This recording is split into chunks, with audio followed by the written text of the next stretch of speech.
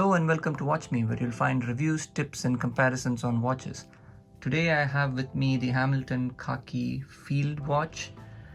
I believe every collection should have at least one field watch. So a field watch, essentially, the way I see it, does a couple of things.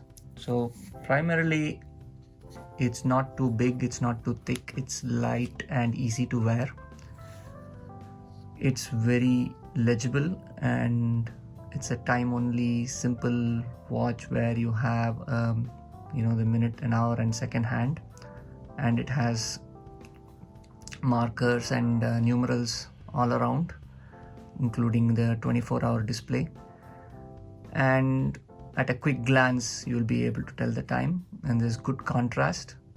And in my opinion, at least, I like field watches that don't overdo it with polished surfaces and applied markers and contrasting finishes. I like the idea of a field watch being a bit muted in terms of the finish and look more tool-like and have a clear, purposeful look and design.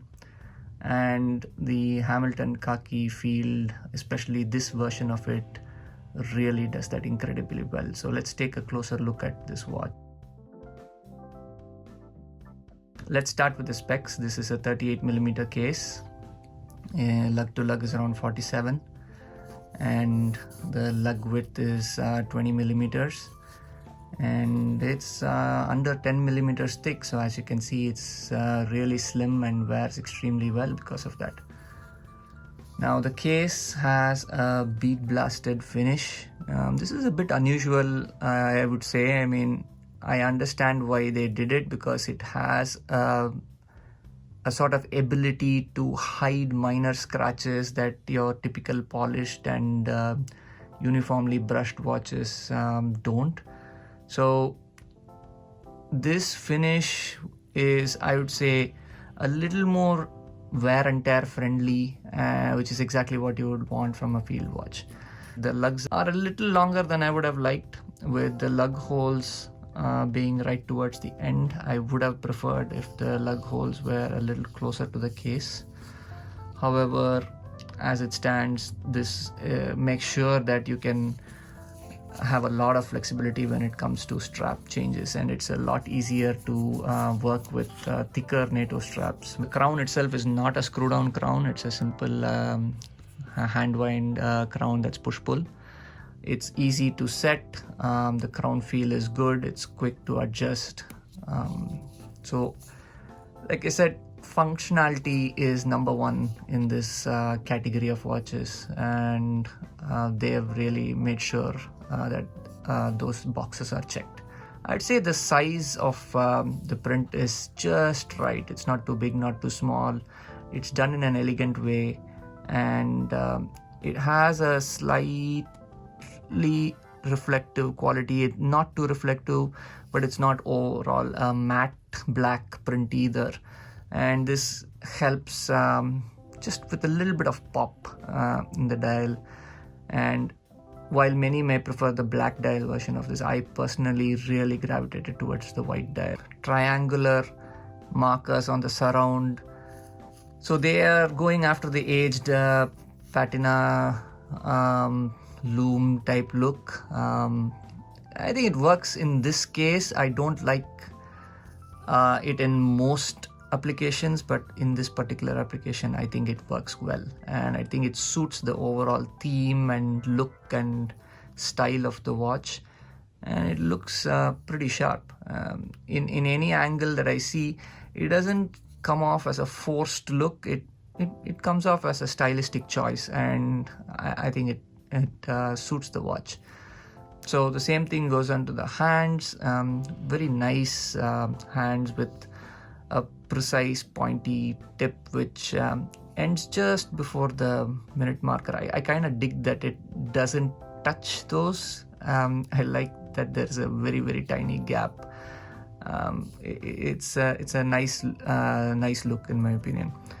And I really like the second hand as well, with the sharp arrow with loom tiny circle on the counterweight on the other side. It adds a little bit of personality to the watch overall and makes it a little bit more unique. The crystal is slightly domed, ever so slightly, but I don't think there's any AR coating, which is a bummer. I wish it had at least on the inside. AR coating would have helped. It is quite a bit reflective. I mean, not to the extent of being to impact legibility as such. I would expect the black dial will fare a lot worse than the white dial in this case.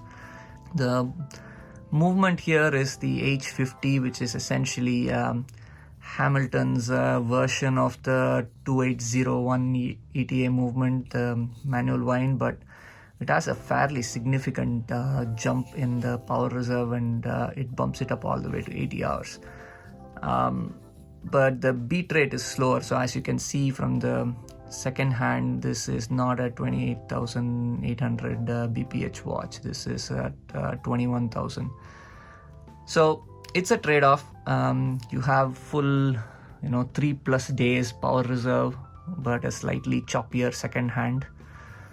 I know there are folks who would prefer a more sweeping second hand look and would rather take a 2-day power reserve, but as it stands, it doesn't bother me, and I'm fairly happy with the speed of the winding, and having a 3-day power reserve is kind of cool. So that's the quick overview of the watch. Solid case back here and 50-meter water resistance. But one of the things I wanted to do is also showcase how versatile this watch is, at least how much fun this watch can be when it comes to straps. So here I have with me a fabric strap with yellow line in the center, and I know the yellow doesn't really match the patina loom as much, but it's still a fun look, and I think it makes the watch a lot of fun to wear, especially in summer months. And I have with me a few more strap options that I believe work really well with the watch.